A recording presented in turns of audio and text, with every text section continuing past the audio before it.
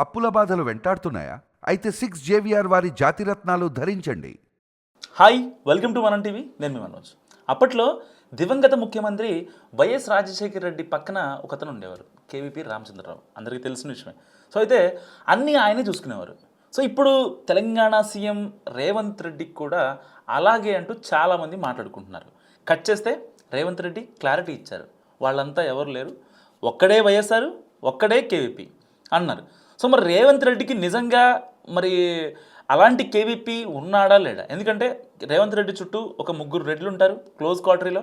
So ఆయనకి ఏదైనా సరే మేము ముగ్గురుమే, లేకపోతే ఎవరు కాళ్ళు ఇండివిజువల్గా చెప్పుకుంటున్న పరిస్థితి.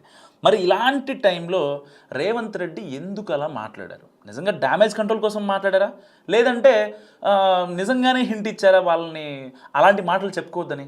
సో డిస్కస్ చేద్దాం. సో రేవంత్ రెడ్డి ముఖ్యమంత్రిగా ప్రమాణ స్వీకారం చేసినప్పటి నుంచి ఒక చర్చ జరుగుతుంది. కాంగ్రెస్ ప్రభుత్వం కావడంతో మాజీ ముఖ్యమంత్రి రాజశేఖర రెడ్డి, కేవీపీ రామచంద్రరావు గురించి గుర్తు చేసుకుంటూ వాళ్ళిద్దరి మధ్య సమన్వయం ఎలా ఉండేదో కూడా గాంధీ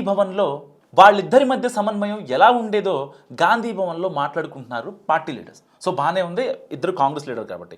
ఇప్పుడు కూడా అలాంటి టీం ఉండాలని సూచించే వాళ్ళు సైతం లేకపోలేదు. అయితే ఇటీవల జరిగిన సమావేశంలో అలాంటి చర్చోపచర్చలకు ఫుల్ స్టాప్ పెడుతూ ఫుల్ క్లారిటీ ఇచ్చేశారు సీఎం. సో ఈ తరానికి రాజశేఖర రెడ్డి ఒక్కరే, కేవీపీ కూడా ఒక్కరే, మళ్ళీ వాళ్ళు రిపీట్ కారంటూ క్లియర్గా క్లారిటీగా చెప్పేశారు రేవంత్ రెడ్డి. ఒక ఆయన తన దగ్గరికి వచ్చి అంతా నాకు వదిలేయండి, వైఎస్కు కేవీపీలా నేనే చక్కబెడతానని అడుగుతున్నారని, కానీ నా దగ్గర కేవీపీలు ఎవరూ లేరని సభాముఖంగా చెప్పేశారు. సో దాంతో అసలు ఆ నయా కేవీపీ ఎవరు, రేవంత్ రెడ్డిని అలా అడిగే ధైర్యం ఎవరికి ఉందంటూ కాంగ్రెస్ వర్గాల్లో రకరకాల చర్చలు జరుగుతున్నాయి. నాడు వైఎస్ కేవీపీల జోడీ సూపర్ సక్సెస్ఫుల్గా నడిచింది. సో అందులో ఎవరికి ఎలాంటి అనుమానం లేవు. కానీ అప్పటి పరిస్థితులు వేరు, ఇప్పటి పరిస్థితులు వేరు. వాళ్ళిద్దరి మధ్య ఉన్న అనుబంధం అంతకంటే వేరు నిజంగా.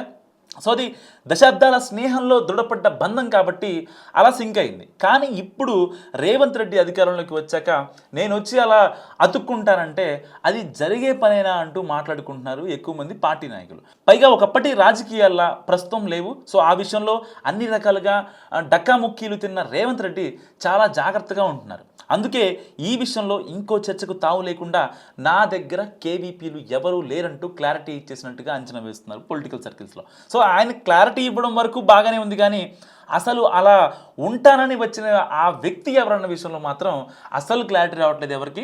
సో సీఎంకు అత్యంత సన్నిహితులని ప్రచారం జరుగుతున్న వాళ్ళ మీద ఇటీవలే అనేక విమర్శలు వచ్చాయి. సో రేవంత్కు అన్నీ తానై నడిచే నేతే సైలెంట్గా ఉంటున్న వేరే ఇద్దరు ముగ్గురు మాత్రం మొత్తం మాదే హవా అని ప్రచారం చేసుకుంటున్నారట గ్రౌండ్ లెవెల్లో.